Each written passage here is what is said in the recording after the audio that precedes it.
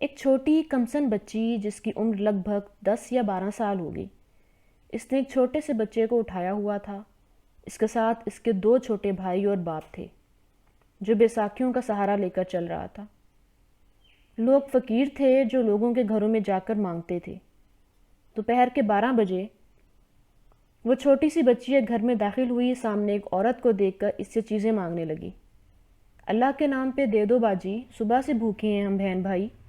وہ عورت کوئی چیز لینے کے لیے اندر گئی تاکہ اس بچی کو دے سکے. جب وہ عورت واپس آئی تو وہ بچی ان کے کچن کے اندر تھی. عورت کو دیکھتے اس کے ہاتھ سے شاپر نیچے گرا. اس عورت نے اس بچی کو ڈانٹا کہ وہ باورچی خانے میں کیوں داخل ہوئی اور اس کو پیسے گندم دے کر باہر نکالا. تقریباً 15 منٹ بعد وہ عورت چلائی، میرا فون نہیں مل رہا، ہائے میرے اللہ، وہ بچی میرا فون چوری کر کے لے گئی. شور سن کر گلی محلے کے لوگ اکٹھے ہو گئے اور سب ان لوگوں کو ڈھونڈنے لگے. بار بار اس عورت کے نمبر پہ کال کی جا رہی تھی لیکن نمبر بند جا رہا تھا. تقریباً 1 گھنٹہ بعد ایک مرد اس بچی اور اس کے باپ کو پکڑ کر لے آیا. وہ دونوں اسی گاؤں سے مل گئے تھے. گاؤں میں درے بنے ہوتے جہاں پنچایت بیٹھتی اور گاؤں والوں کے مسائل سلجھاتی. ان کو پکڑ کر لایا گیا اور گاؤں کے لوگ خود ہی اس بچی اور اس کے باپ سے تشویش کرنے لگے. بچی کا باپ قسمیں کھا رہا تھا کہ اس نے موبائل فون چوری نہیں کیا، اور یہ بات سچ بھی تھی کیونکہ اس بچی کا باپ اس بات سے لا علم تھا کہ اس کی بیٹی نے چوری کی ہے. بچی بھی بار بار انکار کر رہی تھی کہ اس نے فون چوری نہیں کیا. لیکن جب ان کی تلاشی لی گئی تو جو شاپر بچی کے پاس تھا اس میں گندم تھی اور اس گندم کے اندر اس نے فون کو چھپا رکھا تھا. دارا لوگوں سے بھرا ہوا تھا. عورتوں کی تعداد مردوں سے زیادہ تھی کیونکہ اکثر گاؤں کی عورتیں ایسے شغل دیکھنے پہلے سے موجود ہوتی ہیں. جیسے اس بچی سے موبائل فون ملا تو گاؤں کے لوگوں نے اس بچی اور اس کے لاچار باپ کو بہت مارا.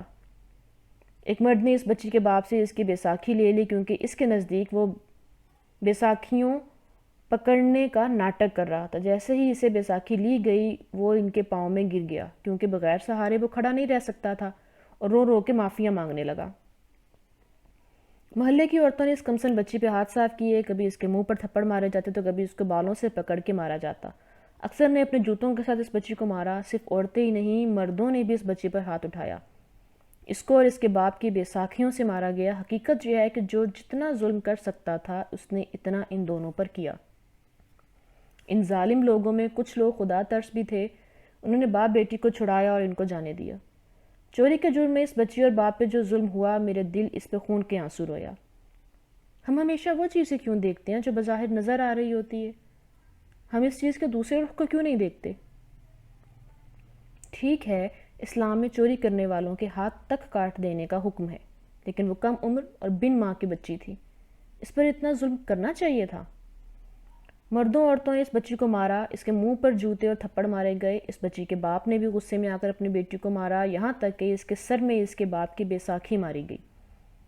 جن کا موبائل فون چوری ہوا تھا ان لوگوں کا حق تھا وہ ان کو سزا دیتے یا مارتے، لیکن انہوں نے ان کو ہاتھ تک نہیں لگایا، بلکہ خدا ترس لوگوں نے ان دونوں باپ بیٹیوں کو ان ظالموں سے آزاد کروایا.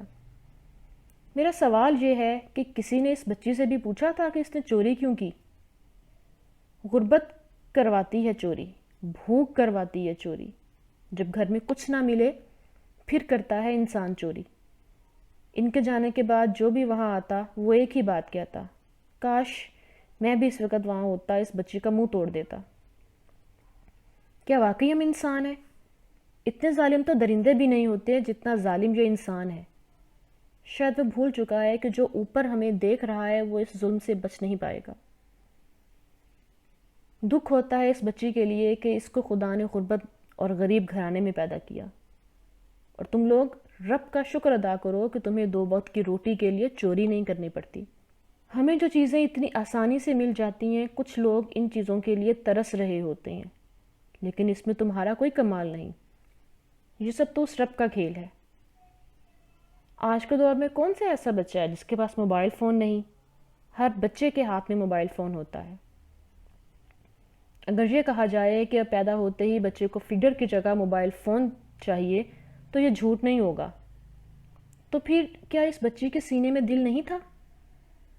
کیا وہ نہیں چاہتی تھی کہ جیسے سب سکون کی زندگی گزار رہے ہیں وہ بھی گزارے؟